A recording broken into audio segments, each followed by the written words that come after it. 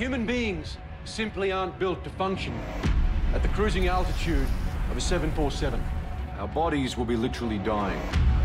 So the game is, can we get you up to the top, down to the bottom, before that happens? Steady yourself! What was your biggest test of endurance? Just maintaining my body while we were shooting. It's one thing to do it. You know, as a mountaineer, you're doing it, but as an actor, you're doing different things. You're helicoptering up and down. You're doing it one day here in heat, one day here in cold. You're sitting around for long periods of time because the set's not ready or it's been washed away in an avalanche. There's just comes a certain level. As an actor, it's wait, go. You know, you've got to be able to maintain your energy and maintain relaxation, so that when the camera's on, you've got to give it. You've got to turn it on. Because particularly in this film, when you're chopping up to a ledge and the weather's changing, you haven't got long to get it. It's an incredible cast. How did you achieve such high-profile support for the film?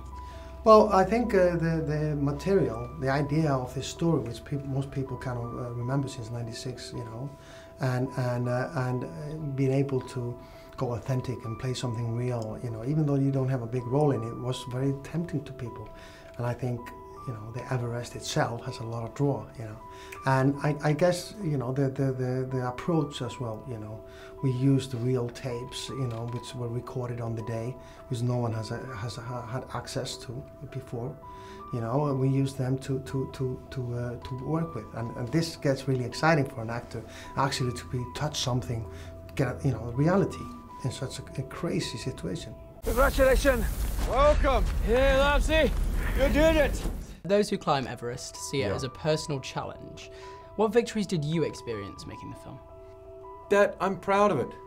It's funny when you ask that. What do you, I had one of the greatest times in my life, one of the greatest adventures. Playing Rob Hall, walking in his shoes a little bit. We told a great story with a lot of integrity and respect.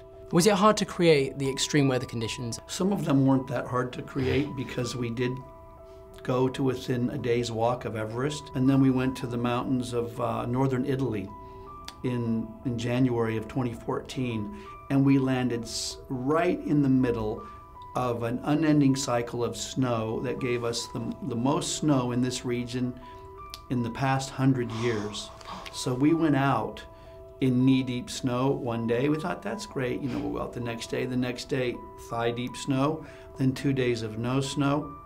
Then high winds, really high winds blowing snow around so that we had to evacuate camera positions.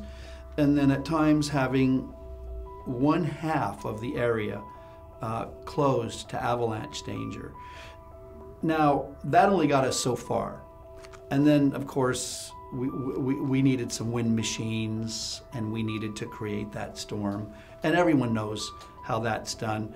But the reason the actors were able to act like they were in a storm is that, they'd spent, weeks out in this deep snow in Italy and climbing towards Everest. The 3D helped create depth in this film rather than just jumping out of the screen. What atmosphere did you set out to create in this film? Exactly what you said, to create volume and depth.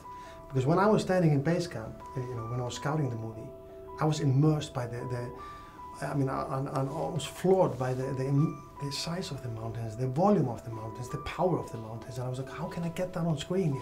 How can I give people that experience in some way? And that's when 3D. I call it 2.5D because I don't want to throw things at people in the cinema. It's more like a fishbowl thing. You see the depth, you feel the depth, and you have more feeling how far the mountains are away, and all that. And I also think it's more immersive, and then the IMAX experience even adds onto that, or a big screen experience. I would tell people, please see this movie on a big screen. Oh no. I was surprised also at how effective the wind noises were. How did you approach sound design? We had other films to reference. That's actually a very good observation, because what makes this film particularly terrifying for me is hearing the wind and just that awesome, violent roar of wind that I've been in before, but also that I heard, because the wind makes no sound unless it hits something. You play a real character. Yes. What idea of Rob Hall stuck with you most throughout the project? His dignity. And, I mean, it's hard to put that in a word. What stuck with me most was, you know, that phone call. That last phone call with your pregnant wife, and that you realise what you've done and what you're leaving her with. You know, not just a baby, but you're leaving her with a mess. You know, it's a disaster in many, many ways. So I was always struck by how he couldn't get home. And I'm sure he would have realised at that point that, you know, he was really going to be a father. You know, she hadn't given birth, you're not having that experience of actually seeing it and feeling it and holding it and understanding that it's real, but you know, that haunted me for a long time. It still does. If anyone can make it, you can. I love you.